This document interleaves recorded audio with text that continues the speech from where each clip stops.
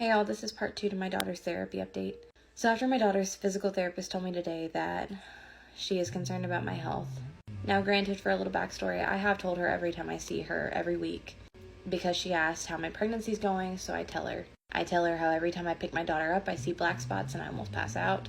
And yes, I have told my OB. I've also told her about the reasons why I cannot be selfish with her.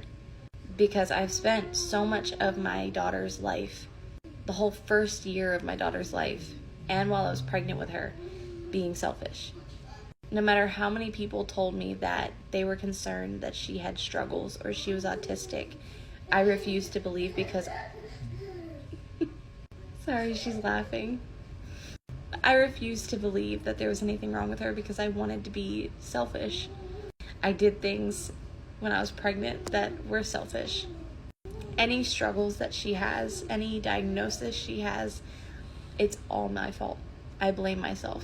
And it might not be true and it might not be rational, but I still will always blame myself. When I got her into therapy after about 6 months of me trying, consecutively talking to doctors, she finally got accepted into speech therapy, and then it just snowballed. And I've been told by so many people that the early intervention is the best thing that I could have possibly ever done for her. And so I finally felt like I did something right by my daughter.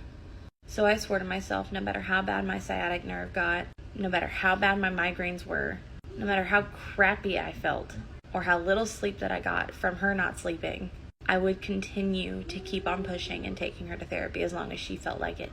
And even though my mental health at times was not great, I still kept on pushing and going because I swore that I would never be selfish with her again. And she would always be my first priority no matter what.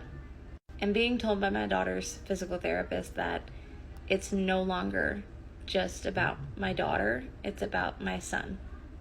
That was the first time I really ever thought about it like that. And taking care of myself entails taking care of my son. And part of that involves being selfish. Jesus, I can't. So my husband and I are discussing taking her out of her therapies and doing it at home until at least after we have our son and I'm healed. Granted, I have pamphlets and I know what I need to do with her and how to help her, from being in every single therapy session and asking tons of freaking questions that annoyed all the therapists, I'm sure. But I still can't help but feel that I'm failing her and I'm letting her down. That parent guilt or the mom guilt is very much real.